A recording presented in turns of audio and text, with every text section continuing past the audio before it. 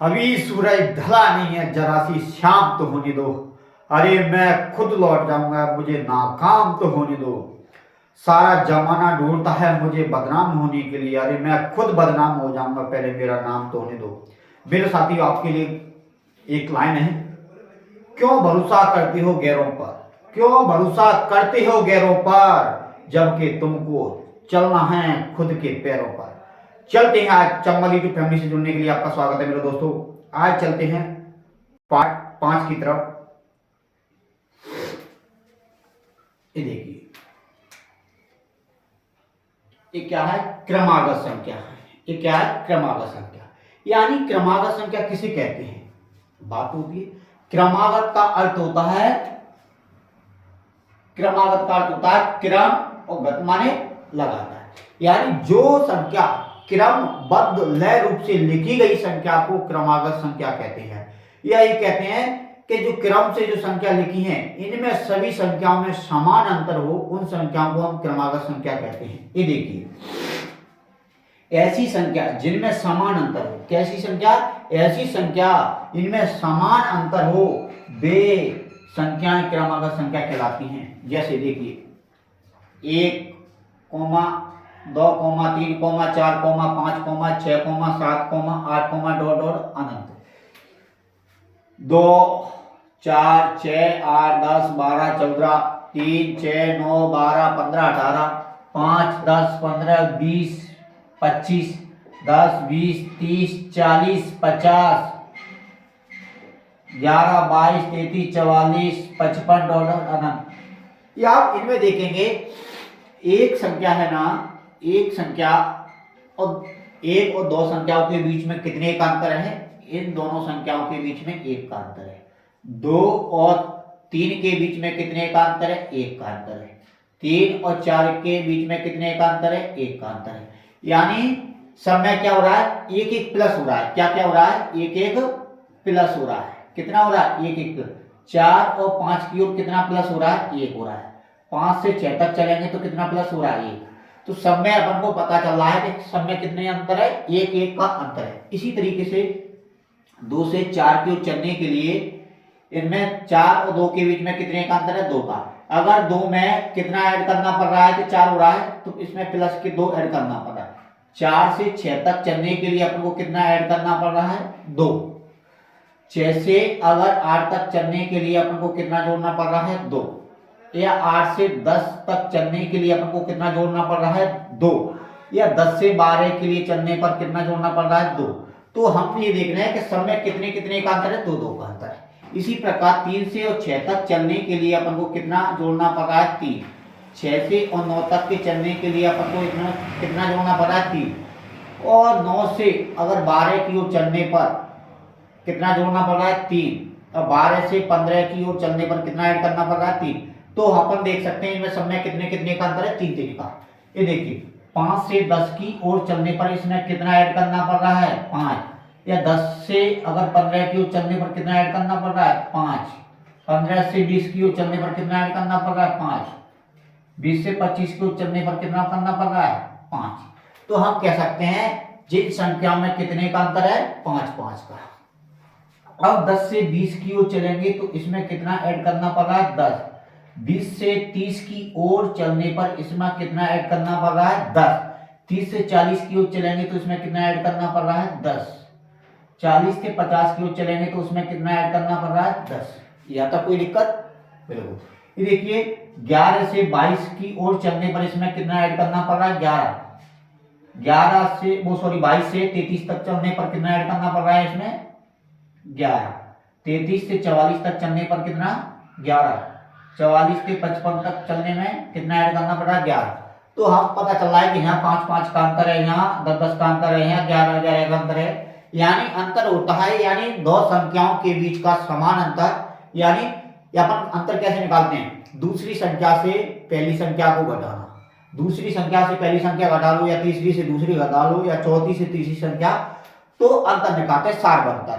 तो सार्वंतर का अपन क्या दर्शाते हैं? डी से। डी बराबर जो सार्वंतर निकलेगा उसको लिखते हैं प्रथम पद। क्या प्रथम पद माने? इसका प्रथम पद कितना है? 1 है। सार्वंतर भी कितना है? 1 है। इसका प्रथम पद कितना है 2 है। प्रथम पद को किससे ए से दर्शाते हैं, किससे ए से। प्रथम पद 2 है, सार्वंतर कितना है 2, इस सब में 2 2 का अंतर है। इसमें प्रथम पद कितना है 3, सार्वंतर कितने का है 3 है। कोई दिक्कत? यहाँ देखो प्रथम पद कितना है 5, सार्वंतर भी कितना निकल रहा है 5, कोई दिक्कत? यहाँ प्रथम पद 10 है और सार्वंतर भी 10 निकल रहा है। यहाँ प्रथम पद 11 है और सार्वंतर भी 11 निकल रहा है। यहाँ तक कोई दिक्कत? चलो अब इसका पहला टाइप पढ़ते हैं। यानी किसी संख्या में, क्या में, किसी संख्या में शून्य या जीरो का गुणा किया जाए। यानी कोई भी संख्या ले सकते हैं, किसी भी संख्या में, किसी भी संख्या में शून्य का गुणा किया जाए या शून्य में किसी भी संख्या का गुणा किया जाए। पहले तो कह रहा है कि किसी संख्या में, या तो किसी भी संख्या में शून्य का गुणा किया जाए या शून्य में किसी संख्या का गुणा किया जाए तो गुणनफल हमेशा शून्य ही प्राप्त होगा। उसका कहने का अर्थ यह है कि कोई संख्या हमने ए मान ली, क्या है, कोई संख्या हमने क्या मान ली, ए मान ली, तो किसी संख्या में शून्य का गुणा, तो हमने शून्य का गुणा करने पर गुणनफल क्या निकला 0, कोई दिक्कत? ये 0 में ले लो, ये 0 में या शून्य में किसी संख्या का, किसी संख्या मानी कोई ए है, किसी संख्या, किसी संख्या का गुणा करने पर गुणनफल क्या प्राप्त हो रहा है 0।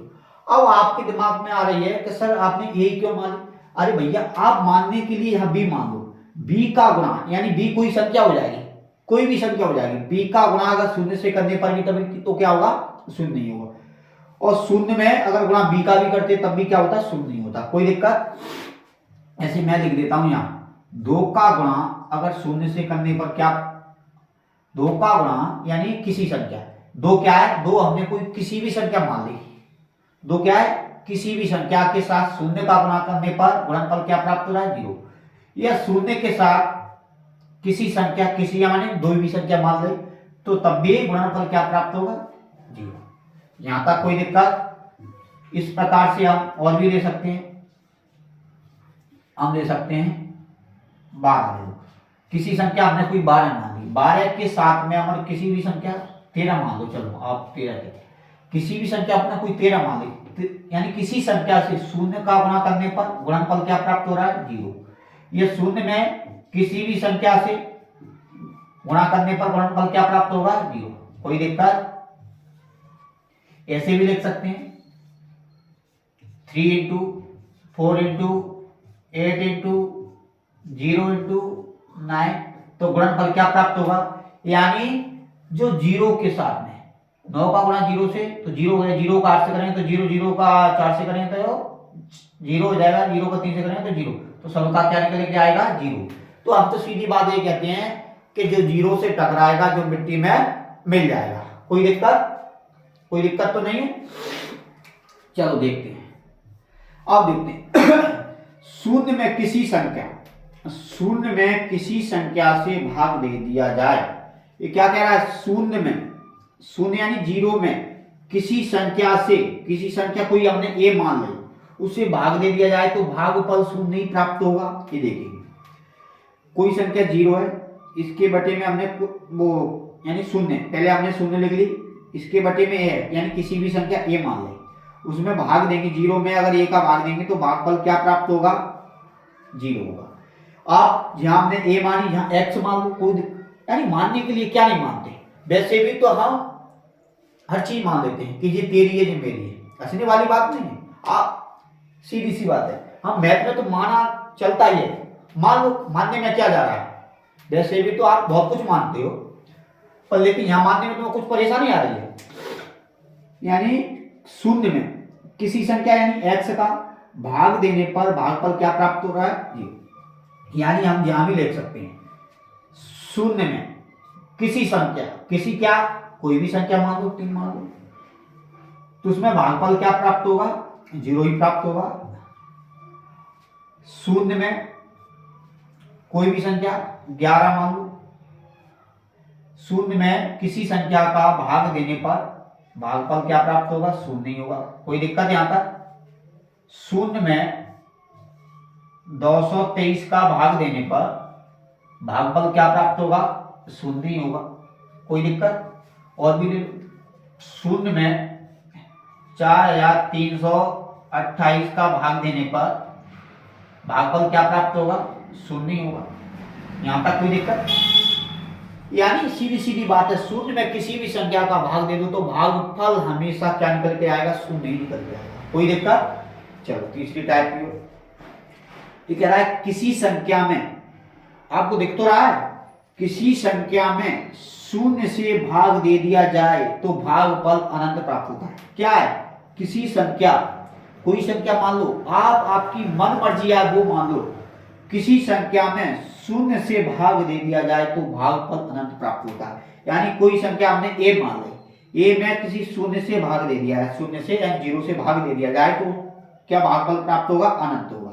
यानी यहां भी अपन ने कोई संख्या बी मान ली, बी में अगर शून्य का भाग दे दिया जाए तो भागफल क्या प्राप्त हो रहा है, अनंत हो रहा है। यहाँ के मान के चलिए, जहां हमने मान के चलिए 5 मान लेंगे, क्या कोई संख्या हमने 5 मान ली, 5 में अगर शून्य का भाग दे दिया जाए, अगर हमने यहाँ शून्य का भाग दे दें, किसका, शून्य का भाग दे दें तो भागफल क्या प्राप्त होगा, अनंत होगा। कोई दिक्कत? अगर मान के चलिए कोई संख्या हमने 78 मान ली और 78 में अगर शून्य का, कोई संख्या 78 मान ली, उसमें शून्य का भाग देंगे तो भागफल क्या प्राप्त होगा, अनंत प्राप्त। कोई दिक्कत?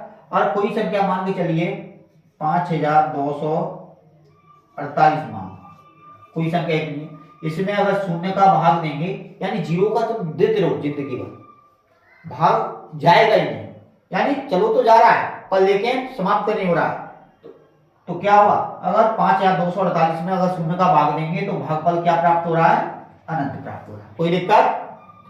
अब देखते हैं चौथे नंबर पर, किसी संख्या की घात, ये क्या कह रहा है, किसी संख्या की घात शून्य होने पर, किसी भी संख्या है यानी कोई भी संख्या की घात शून्य होने पर उसका मान 1 होता है। देखते हैं, कोई संख्या हमारी ए है, ए की घात क्या है, शून्य यानी 0 है, तो उसका मान कितना होगा, 1। यानी ऐसे अपन ले सकते हैं 7 ले सकते हैं, 7 की घात 0 है तो उसका मान कितना होगा, 1 होगा। कोई दिक्कत? अब मान के चलिए आप 11 ले लो, 11 की घात 0 है तो उसका मान कितना होगा, 1 होगा। कोई दिक्कत? देख लो 742 है, इसकी घात 0 है, यानी किसी भी संख्या की घात 0 है तो उसका मान कितना होगा, 1 होगा। कोई दिक्कत? और भी ले लो 30,425 की घात शून्य होने पर इसका मान भी कितना होगा, 1 होगा। और भी ले लो 42 की घात शून्य होने पर इसका मान कितना होगा, 42 की घात शून्य है तो उसका भी मान कितना होगा, 1 होगा। तो आपको समझ में आई, किसी संख्या की घात शून्य होने पर उसका मान सदैव कैसा होता है, 1 ही होता है। 7 की घात पे अगर 0 है तो उसका मान 1 होगा, 11 की घात अगर 0 है तो उसका भी मान 1 होगा, 742 की घात अगर 0 है तो उसका भी मान 1 होगा, 30,425 की घात अगर 0 है तो उसका भी मान 1 होगा, 42 की घात अगर शून्य है तो उसका भी मान 1 होगा। कोई दिक्कत? यहाँ तक बिल्कुल समझ में। और लेकिन ये क्या है कि आपको शायद वीडियो में दिख नहीं रहा होगा, थोड़ी नीचे, आप अगर नहीं दिख रहा है तो आप भाषा सुन सकते हैं मेरी, यानी मैं बोल रहा हूँ। देखो, किसी संख्या को स्वयं से भाग देने पर, यानी कोई भी संख्या मान लो, आप ए मान लो, बी सी डी कुछ भी मान लो, पी क्यू मान लो, एल एम मान लो, जो आपकी मन मर्जी आए जैसे मानो, किसी भी संख्या को स्वयं से भाग देने पर, यानी स्वयं से ही भाग देने पर भागफल 1 प्राप्त होता है। यानी x में अगर कोई संख्या हमने x मान ली, x में अगर x का भाग देंगे तो भागफल क्या प्राप्त हो रहा है, 1। अगर a में a का भाग दिया तो भागफल क्या प्राप्त हो रहा है, 1। कोई दिक्कत? अगर मान के चलिए 5 में अगर मैंने 5 का भाग दिया, भागफल क्या प्राप्त हो रहा है, 1। कोई दिक्कत? मान के चलिए 23 में अगर हमने 23 का भाग दिया तो भागफल भी कितना प्राप्त हो रहा है, 1। आपको दिख तो रहा है शायद, नहीं दिख रहा है? चलो अब कितना है, 569 में अगर 569 का भाग देने पर भागफल प्राप्त क्या होगा, 1। कोई दिक्कत? और भी लिख सकते हैं 48 में अगर 48 का भाग देने पर भागफल क्या प्राप्त होगा, 1। लेकिन कोई दिक्कत? लेकिन आपको कमेंट में बताना, कमेंट में क्या बताना है, कमेंट में ये बताना है, ये देख लो। जैसे हमने लिखा है 5 x में x का भाग देने पर भागफल 1 प्राप्त हुआ, a में a का भाग देने पर भागफल क्या प्राप्त हुआ, 1 हुआ। अगर 5 में 5 का भाग देंगे तो भागफल क्या प्राप्त हुआ, 1। अगर 23 में 23 का भाग दिया तो भागफल क्या प्राप्त हो रहा है, 1। अगर 569 का भाग 569 में देंगे तो भागफल क्या प्राप्त हो रहा है, 1। अगर 48 में 48 का भाग देंगे तो भागफल क्या हो रहा है, 1। लेकिन शून्य में शून्य का भाग देने पर 1 क्यों नहीं प्राप्त होता, 1 क्यों नहीं प्राप्त होता, आप कमेंट में जरूर बताएं इसको।